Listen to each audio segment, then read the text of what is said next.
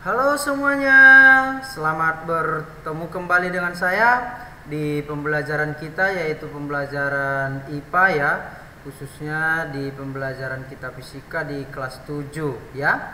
Jadi materi pembelajaran kita pada kali ini kita akan melanjutkan pembelajaran kita yaitu pembelajaran yang minggu yang lalu, di mana ada penyebab bencana gempa bumi ya, bahkan itu penyelamatan diri di saat terjadi gempa bumi itu sudah kita bahas pada pertemuan kita di hari Sabtu yang lalu.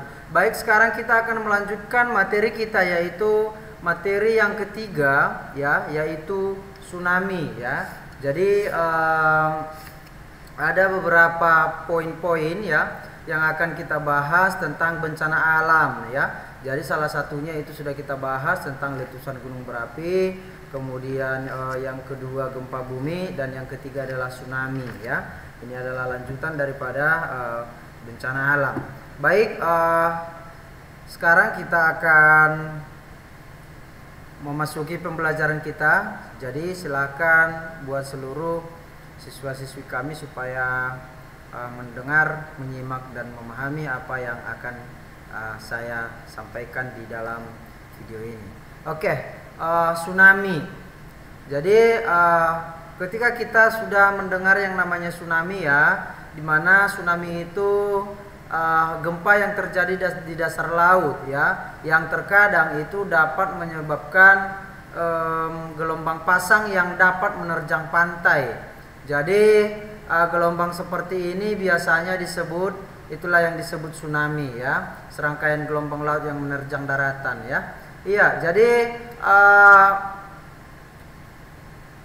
kita pasti mengingat ya, ketika kita sudah mendengar namanya tsunami, kita pasti mengingat kejadian yang terjadi di Aceh ya, di Aceh pada saat tanggal 26 Desember tahun 2004 ya.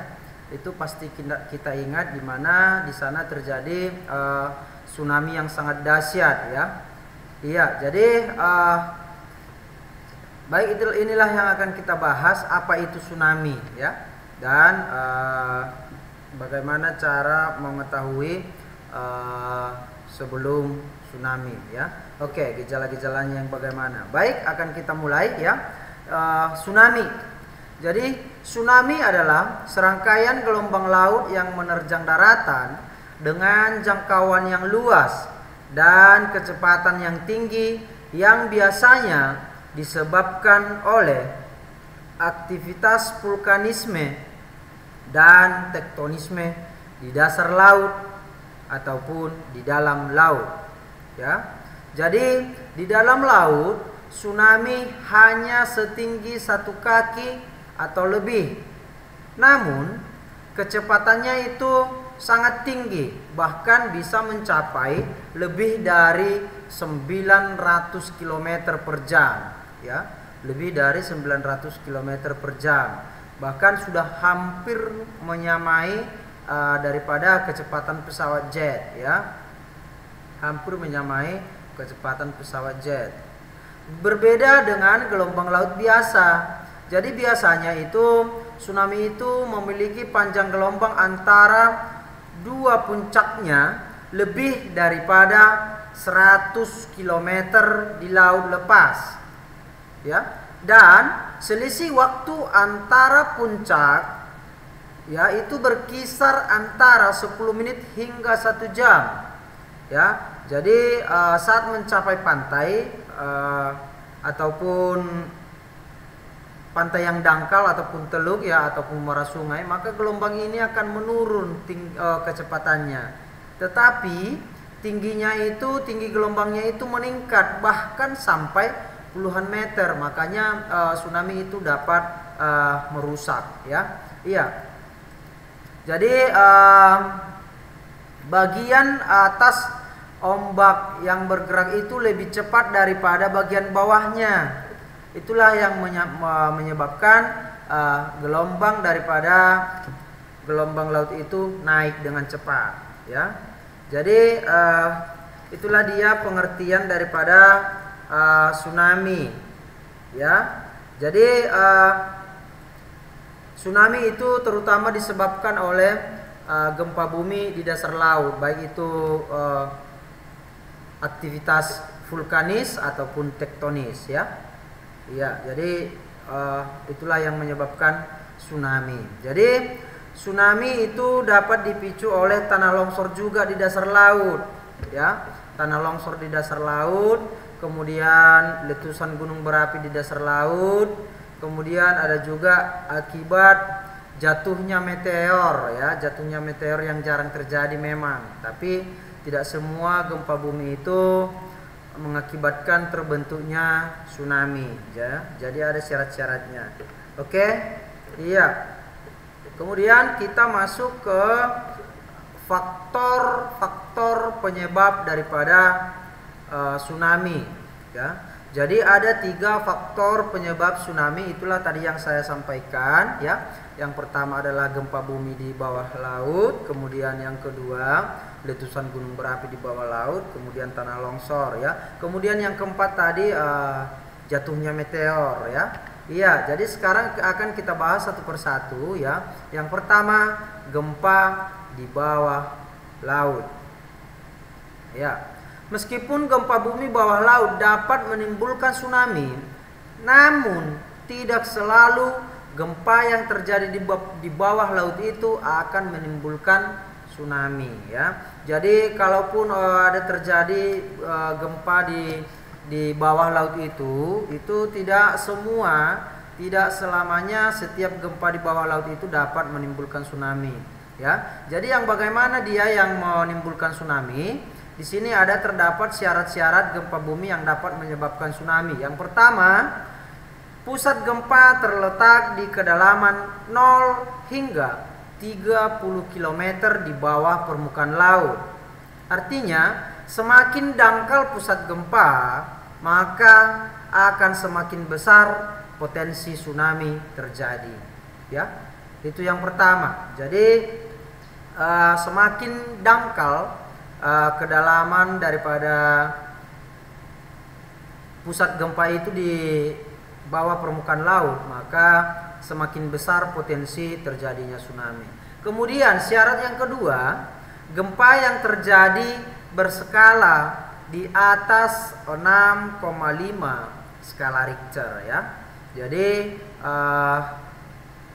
dia yang berpotensi tsunami itu apabila skala daripada gempa tersebut itu harus di atas 6,5 skala Richter ya. Kemudian yang ketiga, jenis sesar gempa adalah sesar naik turun.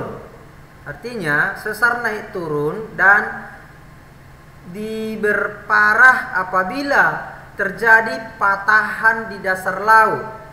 Jadi apabila terjadi patahan di dasar laut akan memperbesar potensi terjadinya tsunami. Kenapa? Karena patahan-patahan tersebut akan menyebabkan air laut turun secara mendadak dan akan menyebabkan tsunami. Ya, jadi itulah dia tadi tiga syarat-syarat gempa yang dapat menyebabkan terjadinya atau potensi tsunami ya. Iya, sekarang kita masuk ke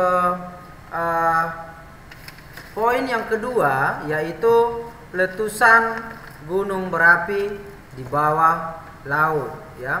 Jadi letusan gunung berapi di bawah laut itu gunung api yang aktif, tidak hanya di daratan. Jadi ada juga gunung berapi itu yang aktif di bawah laut, di mana pada suatu saat nanti dia akan dapat meletus.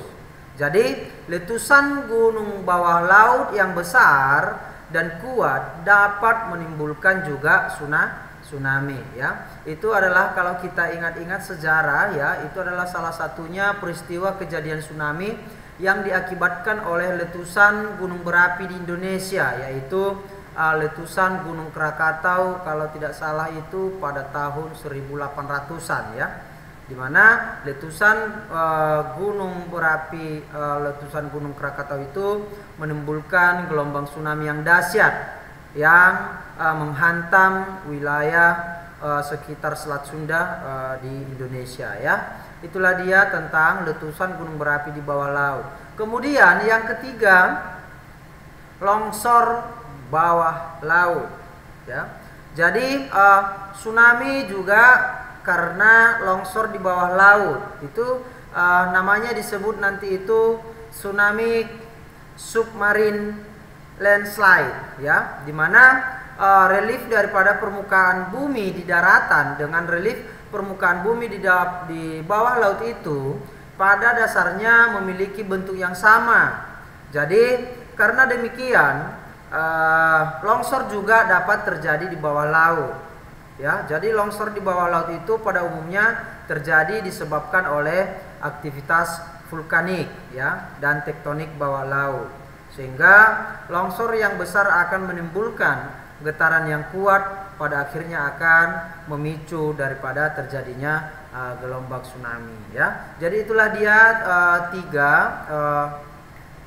tiga tadi faktor penyebab daripada tsunami, ya. Oke, sekarang tanda-tanda terjadinya tsunami, ya. Jadi ada tanda-tanda terjadinya tsunami, ya. Di sini tidak semua gempa yang secara tiba-tiba terjadi kedatangan tsunami, ya. Jadi kedatangan tsunami itu dapat diprediksi kedatangannya melalui tanda-tanda tertentu, ya. Jadi di sini terdapat tanda-tanda terjadinya tsunami. Yang pertama, ya, diawali dengan terjadinya gempa ataupun getaran yang berpusat di bawah laut. Itu yang pertama, ya. Kemudian tanda-tanda yang kedua, air laut itu dengan tiba-tiba air laut itu akan surut. Jadi surutnya air laut itu karena permukaan laut turun secara mendadak sehingga terdapat kekosongan ruang dan menyebabkan air laut pantai itu tertarik. Semakin jauh air laut surut, maka semakin besar tsunami yang akan terjadi, ya. Jadi itu dia tanda-tanda yang kedua. Kemudian tanda-tanda yang terakhir yaitu terdengar suara gemuruh dari arah laut, ya. Jadi kalau sudah terdengar suara gemuruh dari arah laut, berarti itu tanda-tanda daripada akan terjadinya tsunami, ya. Iya, oke. Itu saja dulu yang bisa saya sampaikan pada pertemuan kita saat ini, ya. Jadi yang menjadi tugas kamu silakan disimak, didengarkan, dipahami apa yang sudah saya sampaikan di dalam video ini. Kemudian catat materi-materi yang sudah saya sampaikan, dicatat dengan rapi di buku catatan kamu. Kemudian hasilnya itu diantar ke sekolah, diserahkan di meja piket. Oke, cukup sekian yang bisa saya sampaikan. Sekian dan terima kasih.